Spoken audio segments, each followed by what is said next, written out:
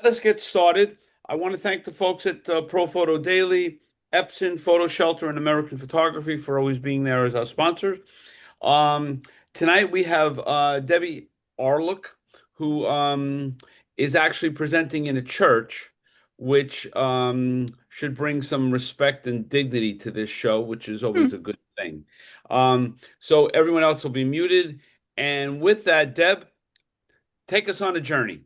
All right, very cool. So thank you all for being here. This is pretty exciting. I have to thank Frank for this wonderful experience, and my cameraman is Carl Bauer, who is a fantastic friend and photographer of mine.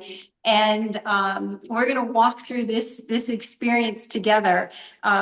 Initially, when I do a presentation, I do it the traditional way. I get everything prepared, and when I've got my pictures, and then I just talk about the work. But I thought, wait a minute, I've got an exhibition. It just opened last week. It's an immersive exhibition. It's tactile. And I thought, come join me here in Colorado.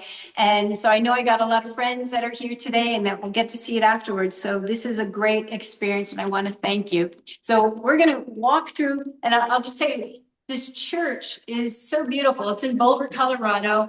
We've kind of closed it off, but there's stained glass windows. It's wood and stunning and beautiful. And what's cool is you'll see later on this idea of stained glass that I've brought into the images. It's a Unitarian church. And it's all very inclusive. And they talk about having people of neurodiverse people from all walks. And that's why this project works perfectly with it. It's called 1-1000 because it is, it's what my sister does when she's counting the length of my nephew's seizures. She's 1-1000, 2-1000, 3-1000, and she does that. It's important to know the length of the seizure because she might need to get meds to take care of them. So let me give you the origin story. This is my nephew David, my sister Lori. This is her handwriting. Lori is a caregiver to David who is nonverbal. He has a rare epilepsy disorder called Lennox-Gastaut syndrome and severe autism. He also has advanced scoliosis. Lori's a solo parent. As her bigger sisters, we all know as family members, we like to take care of our family. And I was visiting her during COVID the first summer, and I was staying with her for a couple of days and photographing as we do, right, with our family. And suddenly I get this voice in my head that says, you need to make a project of Lori and David. And it was like time stopped. I don't know if you guys have ever had this experience. Time stopped. It got silent. And I thought, yeah, I do. But how am I going to do this? Like, I had no idea. I've done reportage and humanitarian efforts in Nicaragua, but it wasn't really my thing. Street photography was really what I was doing. I was doing other kinds of abstract work, conceptual work, but how was I going to do this? And Deb, was it hard to convince your sister to let you in? Because of That's course it's very, very intimate. exactly. So that was the next bit. I knew two things. So Lori, as a solo caregiver, she would always say to me, who witnesses this? Like David would collapse from a seizure. She'd have to carry this dead weight, this body that, there would be, bodily fluids, right? Blood, and she'd have to clean up and go back and forth, and she'd do it all by herself. And I wanted to be this witness for her, right? That's what we can do as photographers. And we also are able to send this message of what happens for caregivers behind closed doors. So, and I'm going to get to your question, Frank. Lori's always wanted to write a book. And yet she would say to me, well, who wants to hear my story? So I knew at that moment, this would be a platform for her to jump off of, to let her know that, yes, your story is important. So I asked her, and as there's to me this very long pause as she's thinking, because I would have to be here, be with them 24/7, showing things that, aren't so beautiful and things that are hard to see. And she would have to be super vulnerable and super courageous. And there's this silence, and I'm thinking, say yes, say yes, say yes. Because like I knew, right, that this would be so important for her. And I love my sister so much. And she said yes. And then after she said yes, I'm thinking, well, I got to ask David. He's nonverbal. we think that he is an amazingly intelligent being, but we don't have evidence on that, right? Not like there, we can't say scientifically, right? Even though things are changing in the world now. But I ask David and I tell him, if I ever make you uncomfortable, you let me know somehow. Can we do this? And David did something he'd never done before. He leaned in and he stared at me for an extended period of time. And then he leaned back, and Lori and I looked at each other and we're like, holy shit, we got our yes. So that explains the, agency. We truly believe it. And I have a film, it's on my website, we'll pass by it, where David and Lori and I are talking, and we also get another message where we're convinced again, and something else happened at this exhibition and other things that are showing us that David is so on board for this. And that is part of his message of having people see the work, and knowing that there's so much more to people that are neurodiverse. I don't know if you, Only what's that? talking about pictures showing. It's not full screen. It's just thumbnail. I can't see the pictures at all. They can't see my pictures?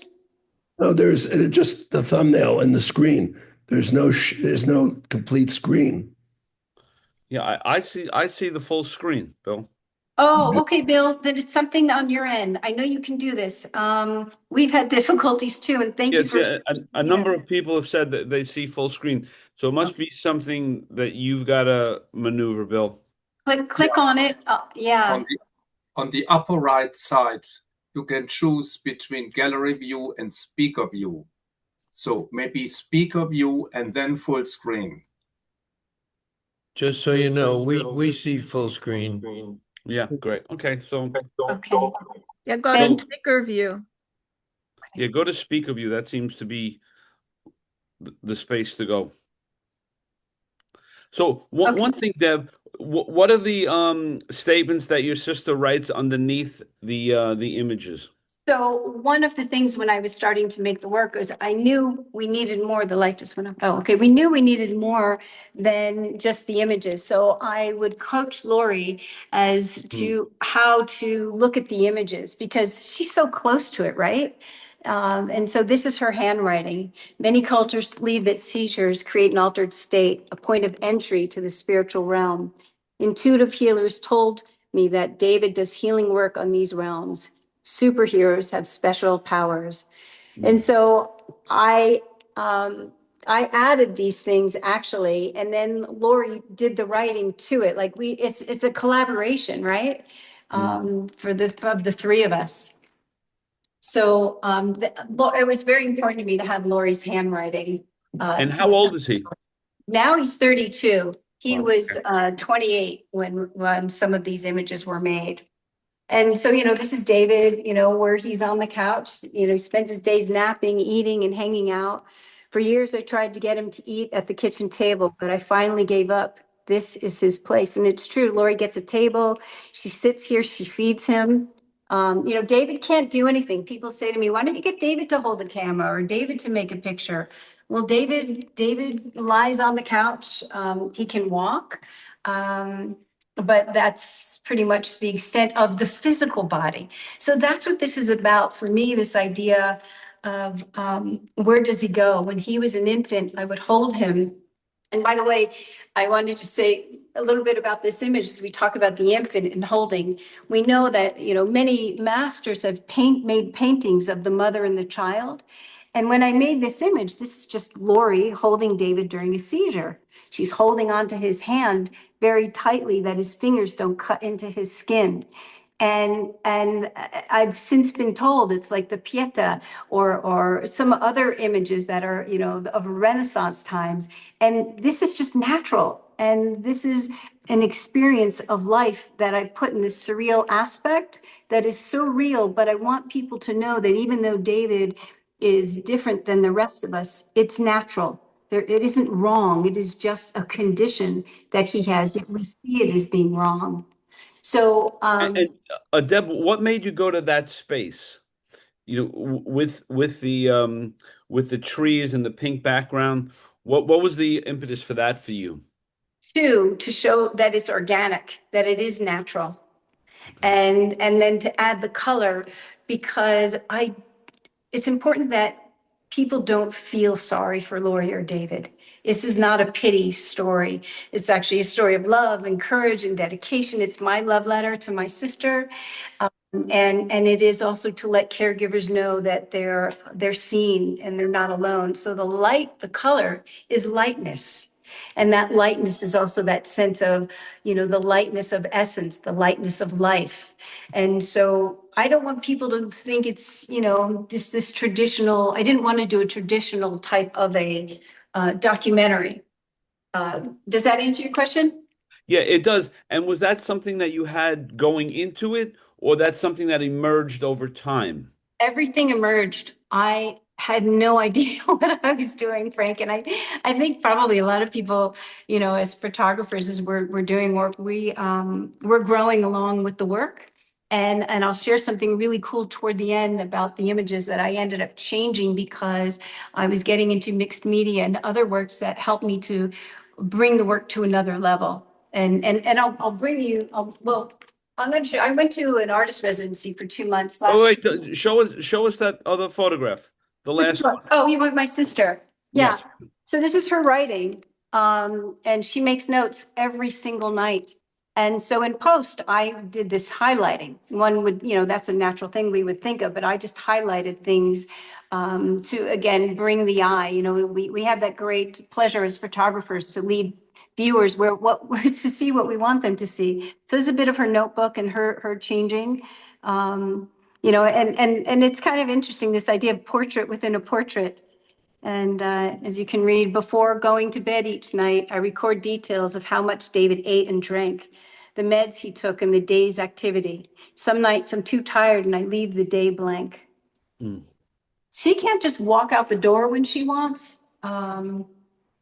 Lori's life is very much dedicated to what David can do, will do, won't do. And Deb, Yeah. what did the experience of shooting this do to your relationship with you and David and you and Lori? Where did that take you?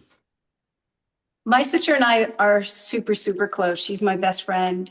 And it has made us closer. Yeah, we're dedicated to each other. I'll cry. It's super special. We're there for each other. I believe, I'll tell you something.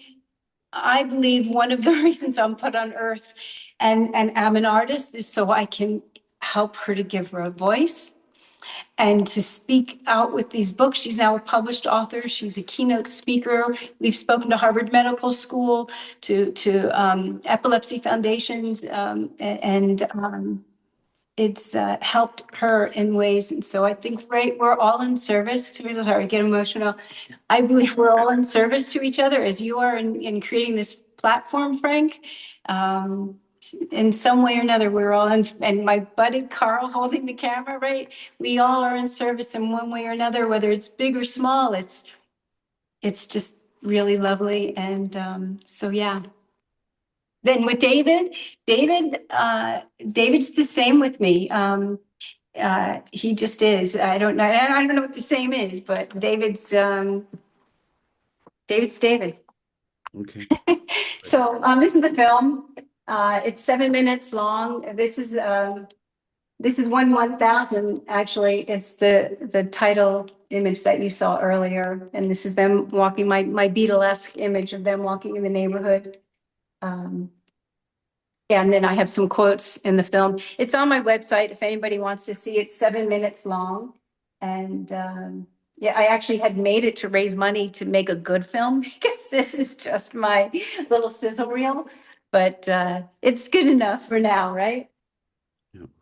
So come on over here. I want to show you some things that I did during the residency.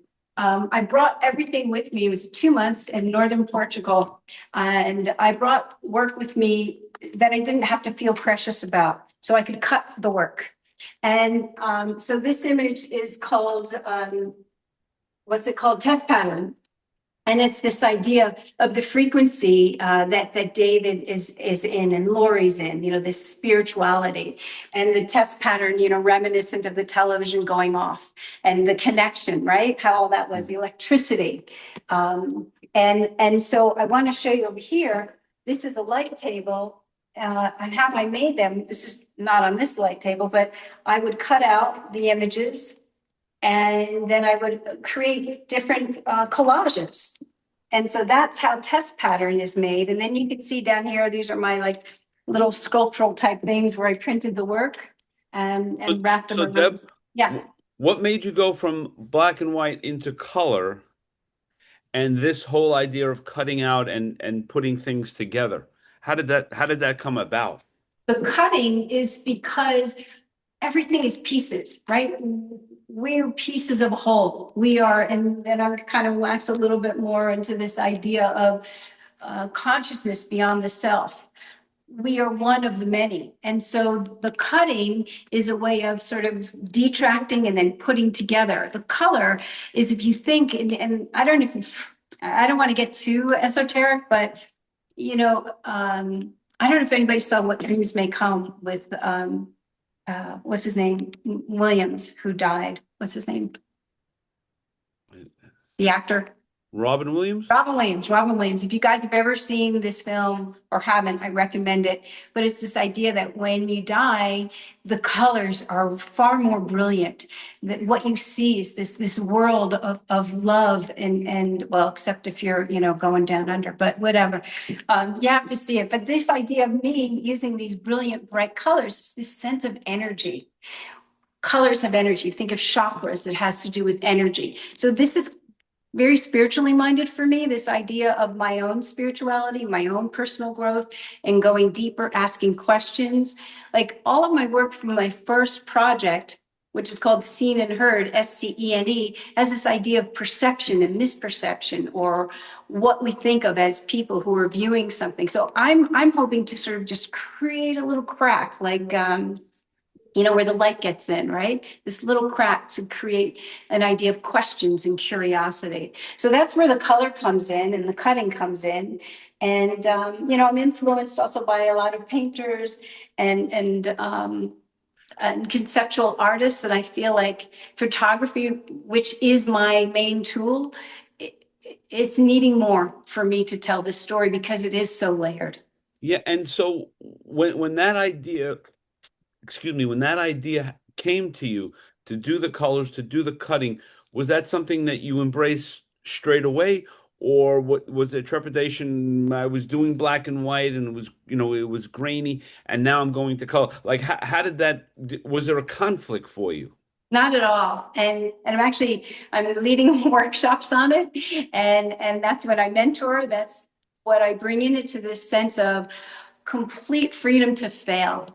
When I was talking about these images that I brought and letting go of the idea of being precious with it, I could cut, I could rip and not care if I was going to ruin anything. Because, when we're so mindful, right? We think it has to be in this neat box. And we as photographers, I got to say, it's so cool and interesting to think of the same, that we are control freaks with what we put in the frame, right? It's got to be this perfect layout. This has to be here. The light has to be here. It has to look this perfect way for how we're telling our story. But with this, I could make mistakes. And I also wanted to be more into the work. I wanted to put my own sort of essence, for lack of a better word. So that's kind of how that happened. I can show you one of these, or this one in that sense. It's called liminal spaces. And so you can see I'm using remnants. I didn't throw anything away. This is David on the couch. And I don't know if you can see it. There are little ripples in here because I used it on cyanotype. And when it was in the sun, it created these waves. The sun was shrinking it. And again, I'm not throwing anything away. So I use it and it creates this sort of dimensional sense. So tell me the reaction that you got from David and from Lori. David, go ahead. No, I mean, like, was Lori all on board? Was Lori saying, I love that, like what was the reaction from the three of you? So David doesn't give a reaction, just Right. so But you know, like if you see it on, like he'll smile sometimes. If you watch the movie, you'll see. And I wish I could say more, but it's not like that. When he came to this exhibit, he just kind of walked through it and walked out. Like I was a little disappointed, but because I was thinking he'd be like, "Wee," but there wasn't anything of that. Lori loved it, and I'll tell you why. And this makes it easy and hard. This does not show David's face. It doesn't show his skin or his body. I have images where I am revealing his skin and his body, and that makes her, and some of them, uncomfortable. You know, it's a hard thing when you're showing anybody in a family when she has to be so vulnerable, and she as the mom is his caregiver, right? So if she's putting this out to the world, like this has been shown on 4 continents, right? So to think that if his body is being shown around the world in his underwear, well, I'm doing it in a respectful, tasteful way, but there might be other family members that are thinking this is taking advantage of him. So this is easier. This is, more, it's more conceptual. right. Yeah. So, you'll see this one image over here of David. I used this image for a cutout where I used it. I used text from Portugal. It was Portuguese text from an old book. And the reason I put that in, that's an image we went past over there, is because we don't understand him. Not that he doesn't understand us, but we don't understand him. He's had 3 brain surgeries. They severed the left and brain hemispheres. And that was in the hopes of lessening the seizures, but that didn't happen. So this is sort of this idea of a portal and walking through.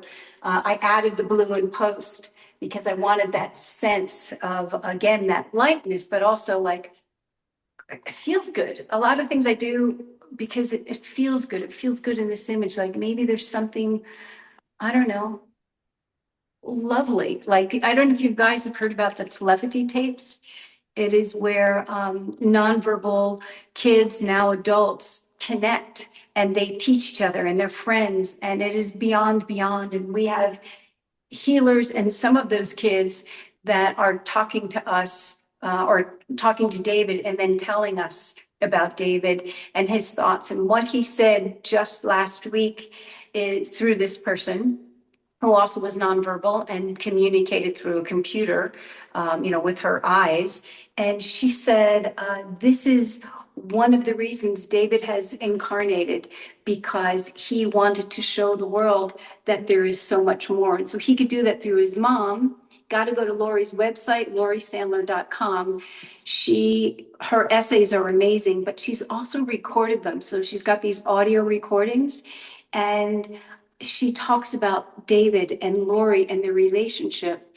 And, there's this sort of trifecta going on, this experiential, I guess, I don't know, moment in time, and things are changing. Yeah. Yeah. So Deb, as you're going through this, and of course, obviously now we all recognize that you're very spiritual and very esoteric.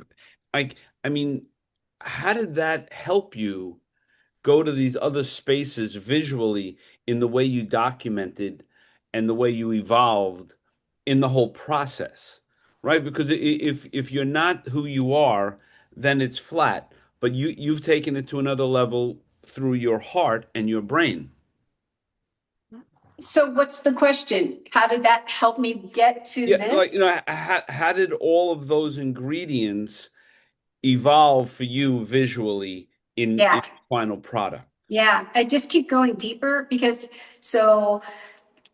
and I know so many of you guys feel the same way. Like when you're making your projects, it's because there's this desire to understand something or to express. There was once a philosopher who said, an artist is either creating work to tell a story, or to tell their experience or to communicate something.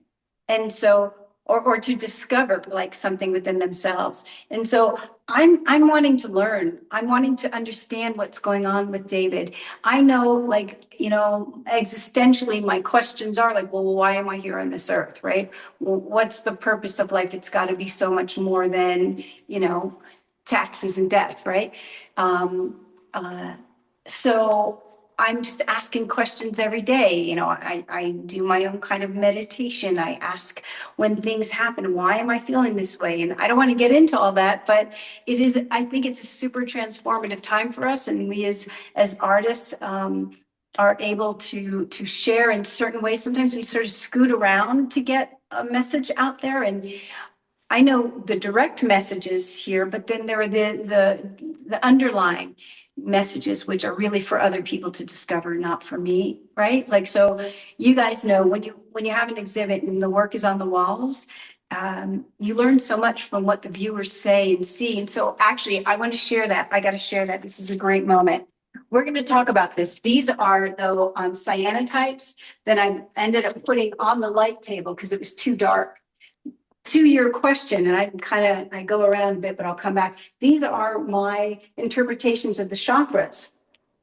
So that's this other spiritual sense and that connection to life, and this sense of your team talking to you, right? Angels or whatever you think, people, loved ones who are no longer here. And I put these sort of gold threads here, this sense again of frequency.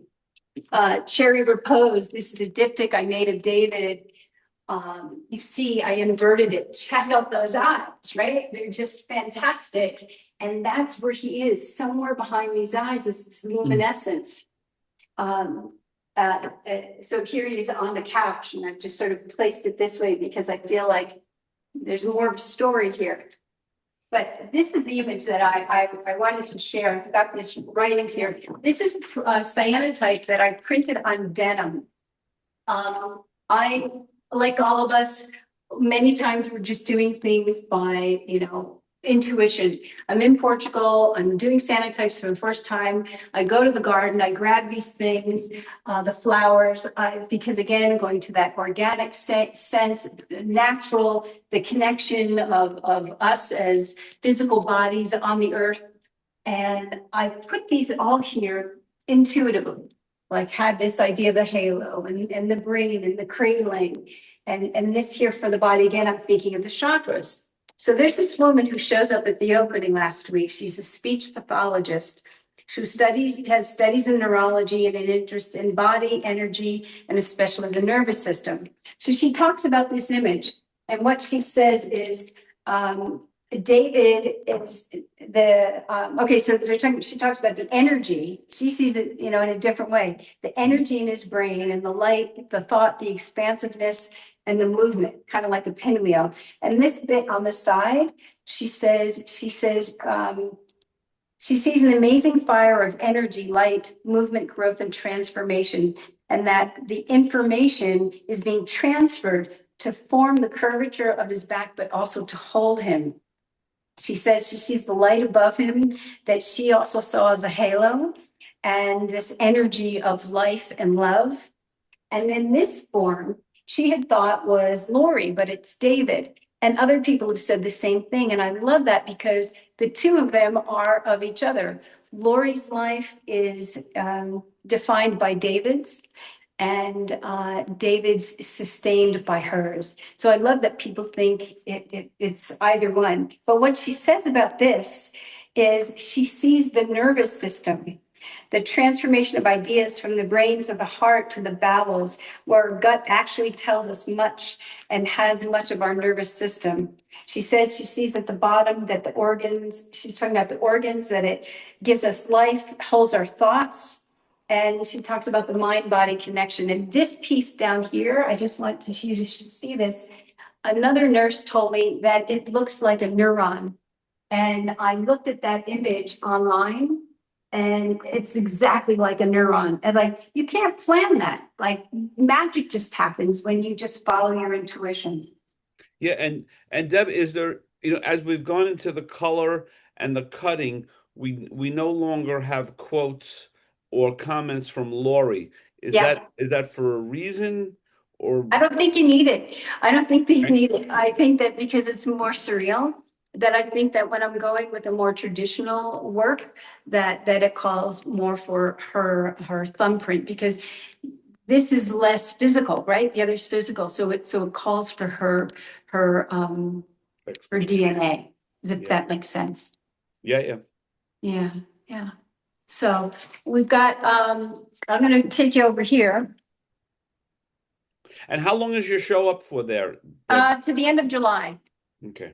Yeah, You'll if tell us. anybody wants to come to Boulder, come on over. I'll give you a tour, but I am gonna be in LA for a while, but call me. So this is called Centering Practice, and this is Lori, and I just see her. She's an avid meditator, and you know, she has to be, you know, when a caregiver, or even just anyone who's taking care of a child, you have to refill your cup, right? And so meditation is her way of being centered. And it helps her to be, her practice helps her to be okay when things are not okay, and they're not okay. And so when I mentioned her writings, and when she reads them, you hear her voice. I said to her when I first heard them, because they're new, I said, it'll break your heart, but it'll break your heart open. Kind of like the light, I guess. Maybe that's where I thought about it. And Deb, so Yes. that previous one that you just showed Yeah. of Lori, is that something that you're trying to at this point give us a sense of Lori, or did that happen and then you made it fit for who Lori is, finding her center? It just happened. I made it and then I saw it. And now Um, it's and now that's Lori finding her center. I just call it centering practice. Okay. And I say it's Lori because that is her image. Okay. Does that make sense? Yeah. Yeah. And I'm just so, wondering what comes first, the chicken or the egg? Yeah. yeah, I think, yes. And so when I'm making these images on the light table, as you saw when I move them around, they're gone, right? They don't exist. I make them, I make a photograph, they're gone, kind of like, you know, if you were to photograph me now and then I'm gone, like it's the same sort of thing, but yeah, they exist here, and then I'll capture them or not. And so this is sort of like this live installation. I allow viewers or people to come in to play around and make their own, and then I photograph them. And so some of them I'll use, which is kind of fun for people to have a play with that, you know, and get involved. This image is called Held and Not. And Held and Not, this, you know, David, you know, people with autism, sorry, I'm moving around. People with autism do this sort of like a stem calming movement. It could be sound, it could be playing with beads or holding things. And so David had grabbed a stick here. And so I just, you know, photographing, I collect my images. This other image is from my project called Emptiness Defined, and you can see it's super abstract. It is a photograph. I saw the continuity of this sort of idea of connection or not connection. So I wanted to put David's hand in here. And then I took two images. One is the image that you're going to see next, and then the pink and the green is from 1000. And I don't know if you can see it, but I cut them and I wove them together. And then I placed David's hand on top of it and then over the image. So that's 1, 2, 3, 4 images. Yeah. So it's called Held and Not. And then you could see the texture. Now we're going to go to this image here, which I've wrapped around the wall. And this is called Refusing Meds. And so you can see the blanket that was on here. And, you know, this is what happens. Lori can't always get medication in him, and he needs medication constantly. And there is just a huge issue with what's happening now with our world, and what's happening with medication and Medicare and people not being able to get things. And it's really fucked up. And I'm not going to get into it because I'm upset, but it's something that caregivers have to have to consider as well. It's not just, you know, giving them the medication. Now it's how are they going to get the medication? So there's so many issues. Lori spoke on this last time. So when we introduced this last And, week. and Deb, I mean, how do you take this, something that's so personal, and get into the advocacy part of it? Right? Like, Well, like right. the way you instantaneously getting upset because prices of drugs and, all of that, which it happens to so many photographers depending upon the issue. And Right. how far do you go with the advocacy? It when we're involved with other, like Lennox-Gastaut Syndrome Foundation, I've done a bunch of things with them, and if any of the work sells, and I say if any, because most of this work is so more the documentarian, this is more the new work. Proceeds will go to help to find a cure, which would never help David, but it could help other people. To your point, when I am doing something, we have an event that will people pay to come to the event, all the money would go to at the Epilepsy Foundation or the Autism Foundation.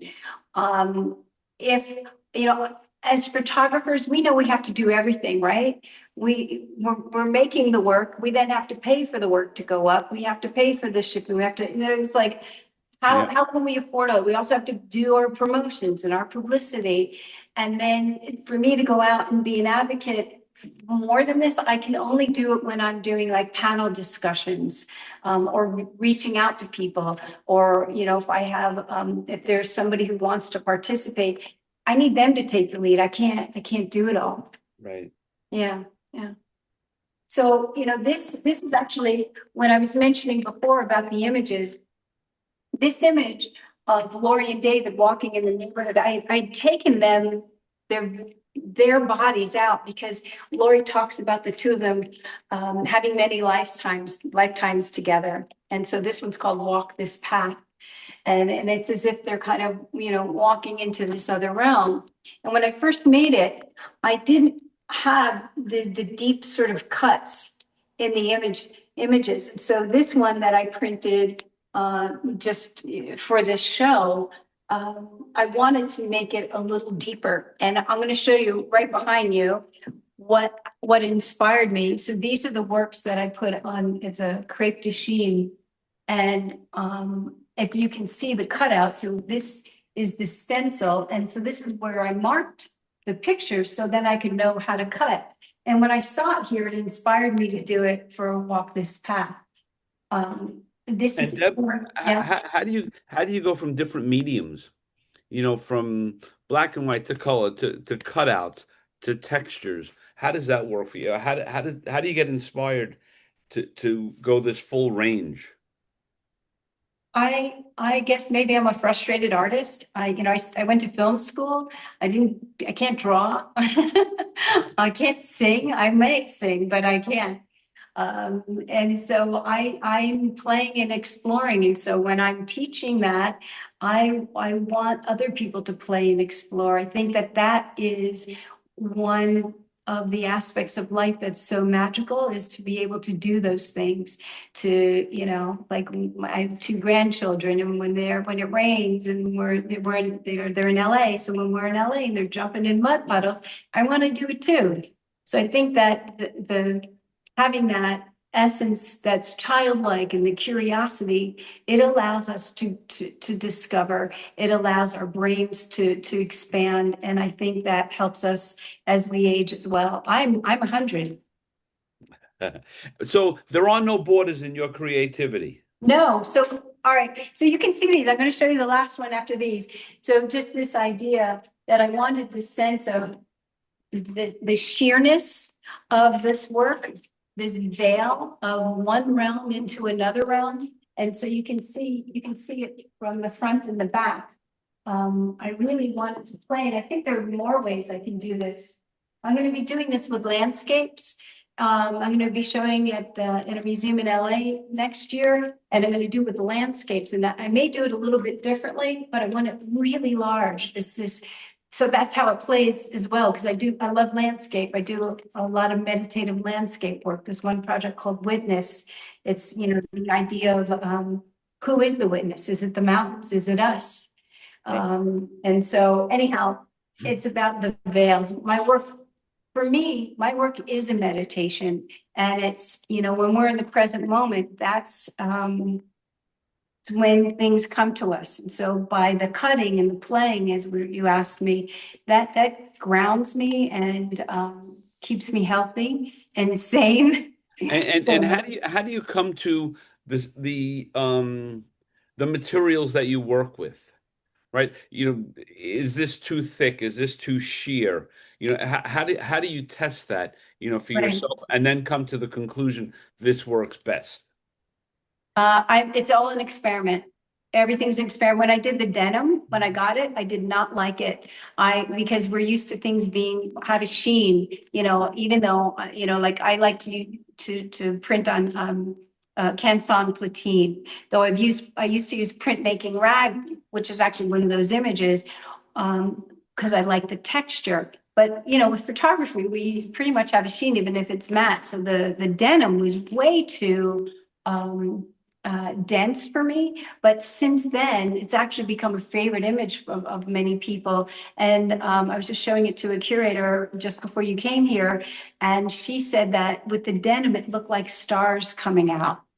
So I love how everybody has a different interpretation, and I don't know if I would do it again that way. But also Carl said it reminded him of jeans when you're putting on your comfortable jeans. And what else did you say about it? You're slipping into your most comfortable self. It's a form of safety and security. You hear that? It's like a blanket. I love it. Yeah. I love And, it. Deb, do we second guess ourselves? How do you mean? Yes, we do. And then we don't care. Okay, great. But I'll tell you how I do it. I'm going to show you the last image here behind this beautiful piano, which I will not play for you. This is the last one. And the second guessing only comes from if Lori or people in her family are going to have a problem with it.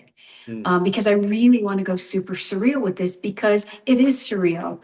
We don't know what David thinks, sees, or feels. So I want to go super abstract and surreal. And in doing so, I think I don't want them to think I'm crossing a boundary. And so I have to show things to Lori. And sometimes I'm uncomfortable, like, is she going to be okay with it or not? So there's some images that are not here because she does not like them. And they're still super respectful because everything I am doing is, but because she's so close and has these other thoughts about it, and that, other people in the family maybe feel very uncomfortable, and I totally get it. But I'm trying to do something. And I guess here's the thing. Okay, when you work in the dark room, you've got to make your prints darker to know when you come back, just to get that sweet spot, right? So when I'm making my work, I have to go really far out to then find wherever that sweet spot is. And so it's in some ways collaborative, right? Getting Lori's approval, right? Absolutely. And how easy is that for you as an artist to give in? Well, I'm the big sister, so there's that. No, but I get uncomfortable sometimes, or sometimes I don't even think about it and I forget. And she's like, because our last big exhibition was here at the Anschutz Medical Hospital here. And we were walking in to do the installation, and I'm holding the prints for the installation. And she says, oh, and I hate that print. And I'm like, what? We're coming in for an installation, because it's hard for her also, because we love each other so much. And we respect each other, and we know that there are different perspectives. And so, yeah, there's a give and take, and a mindfulness that we have for each other and for family members that must be considered. And at the same time, if you think about books that are out there, and if books were so flat if they didn't have whatever, I don't want to say drama, but if there weren't things that would spark our attention, we wouldn't be interested in them, right? Yeah. So yeah, so this image, I have several others, and what's exciting about this for me is, so I collected vintage children's books, and this is, one of the cutouts. This is David's form, and I don't know if you can see David's face actually in it. So his face is in his form here. This is the traditional, like Dick and Jane, Sally books. And what I've done is I've created this sense of a book within a book that could never actually exist. If you see this spine, would be the exterior of the book, not the inside of the scene. And so here again is 1000 where Laurie's cradling David. And I've placed it in this sense where, as if, right, they've suddenly jumped on and, oh, what's happening? This sense of David, he did not have a normal childhood.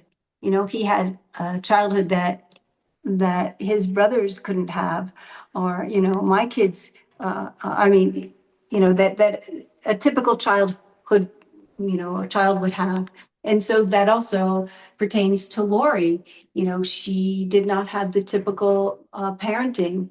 But again, this is really about growth and acceptance. And Lori is a magnificent being. She's the Rock of Gibraltar. She is absolutely amazing. If you ever get to meet her and watch the movie, you'll get a little more. You'll get to see her. She's hilarious. She can sing. She can dance. She can do everything. So when you're going through the images with her, do you like this? Do you not like this? Do you have a sense, I know this is going to be difficult for her, this Mhm. particular image or that image? Do you have a sense that's probably the way it's going to be? Yeah. Well, even the film, and it's going on in the background there, and David's seizing in this film. I wonder how much is okay for her, because when we started the project, and then we were going over the text, her captions, it would get super tense because she lives it, right? She lives it 24/7. And now I'm making her go in deeper, right? Yeah. And so sometimes it would get tense and I would be like so clear, and I'd be like, because I'm on the other side, right? And I'd be like, no, but can't you see this or whatever? And she was like, I can't do this. And I get it. And then we'd stop and we'd come back. And sometimes she would see what I'm saying, and sometimes I would see what she's saying. So it's a full-on collaboration, as you say. And then with David, it's like, well, is he going to let me photograph him? Is he not? So a bad question, but any regrets? No. And I think your sister is here. Lori there? I can't see her, but she might be. Um, You know what, today, I gotta tell Chandler? you, it's my parents' 68th anniversary today, and we're all meeting for dinner in 35 minutes.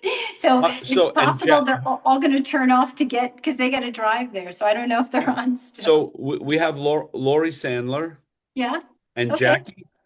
yes, And Jackie is, my mom oh, that's so nice that they're here with us. That's and really, really wonderful. my dad as well, and it's possible my nephews, not my kids, because they're in LA and they're working.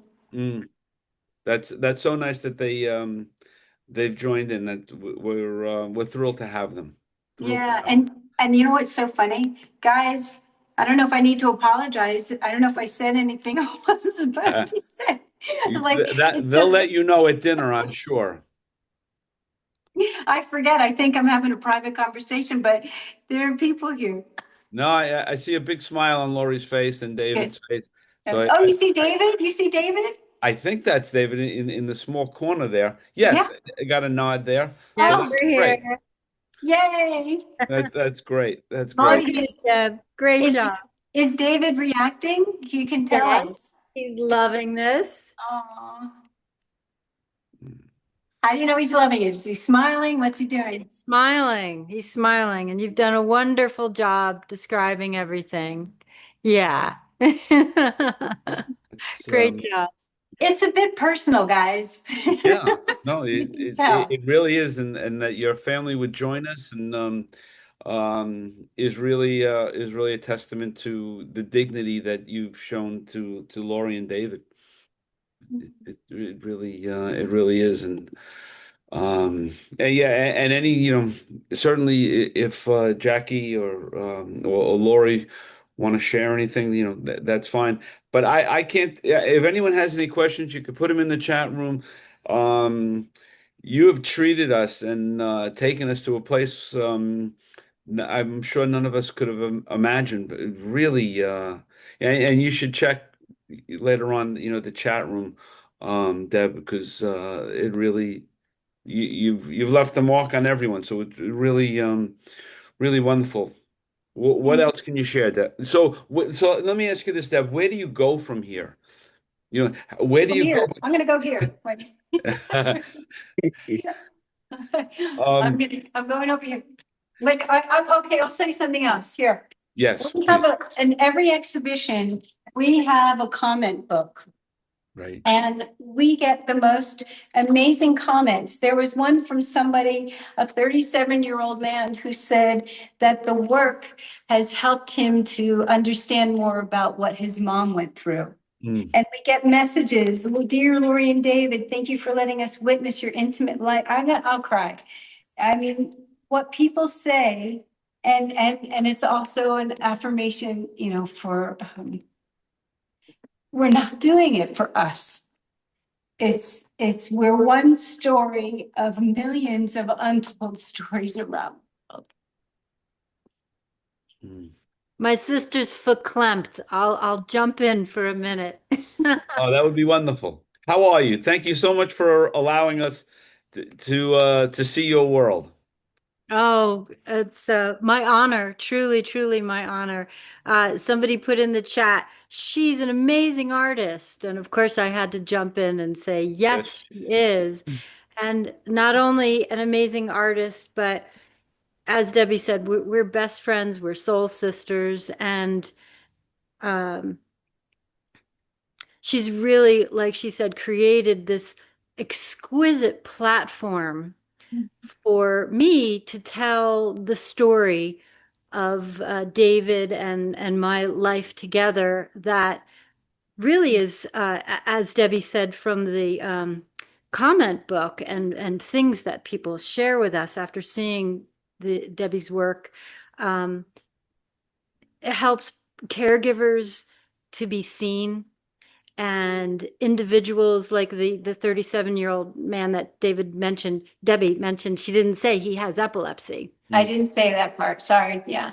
So it's not just epilepsy and autism, it's, you know, thousands of people with their own individual disorders. When we had this opening last week, I spoke and addressed the congregation, as Debbie did as well. And I learned afterwards that a person in the congregation started crying and turned around and told her fellow congregants, I have epilepsy.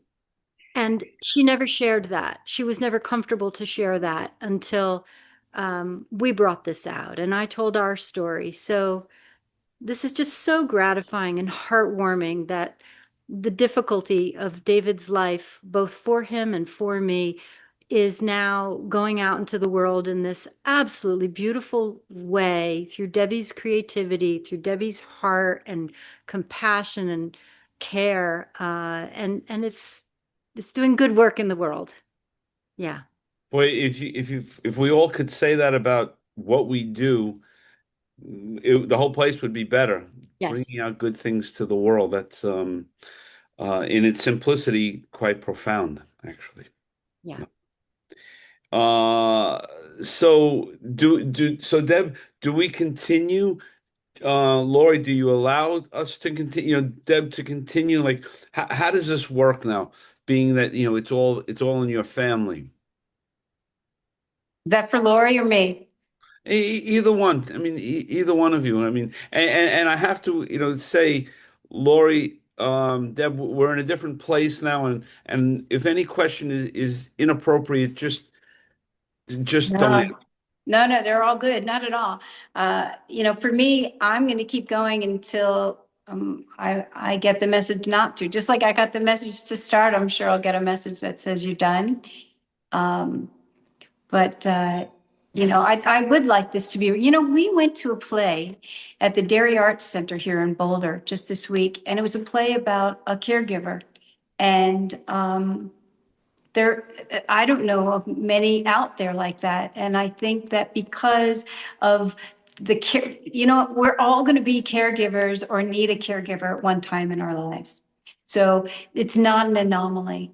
And I think it's important to have these stories out there with humor, right? Not so serious. There's got to be lightness in it. We're a silly family. We like to laugh and joke when things happen. My mom had heart surgery many, many years ago, and she had a cow valve put in.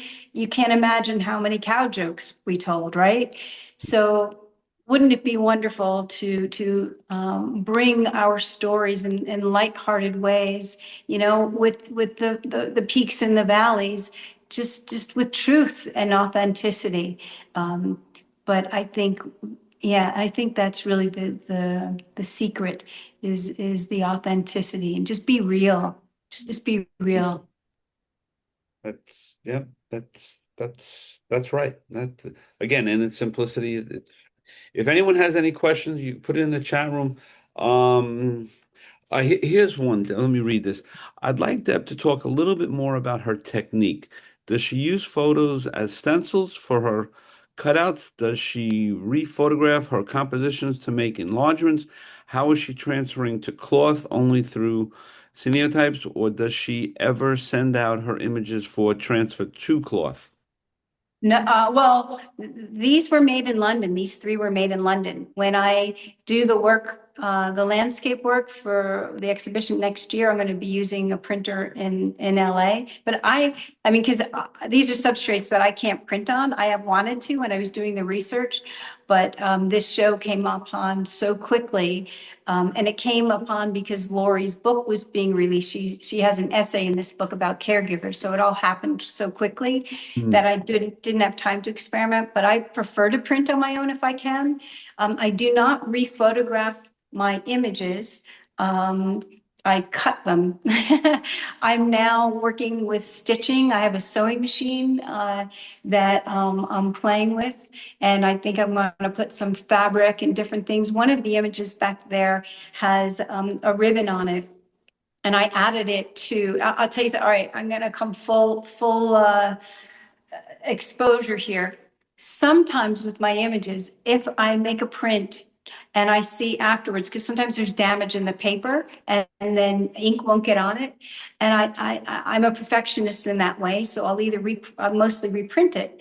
But for this show, that happened with two of my prints, and one was a really big one. I was like, what can I do?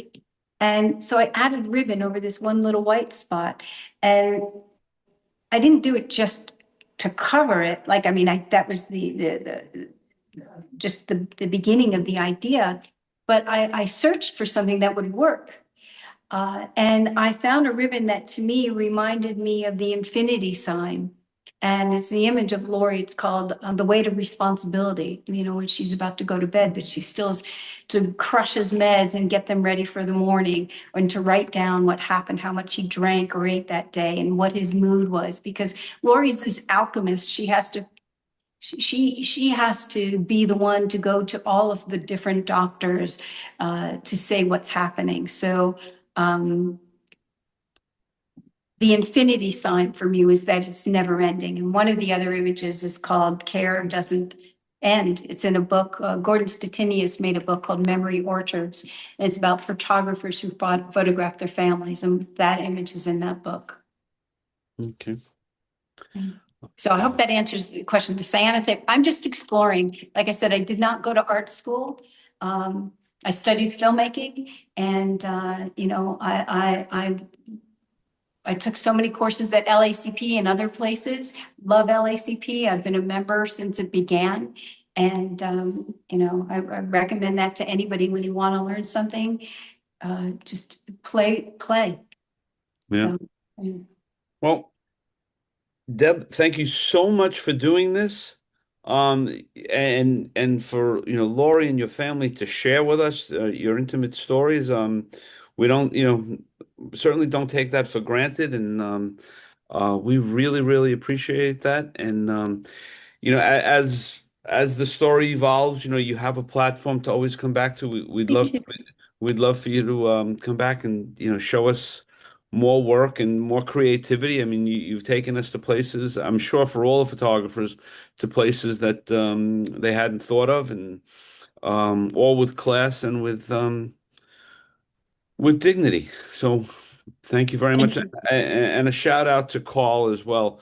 Great. I mean, he should be a cinematographer. Um, We got to get him to present. His work is yes, phenomenal. Deep yes, issues for sure, and gorgeous. Yeah. yes. We would love to have him. So that's a standing offer. So for everyone who came in tonight, thank you so much, Deb. Really a great show. Lori, thank you so much for sharing. Some insights into your family. We appreciate that, and we'll see everyone.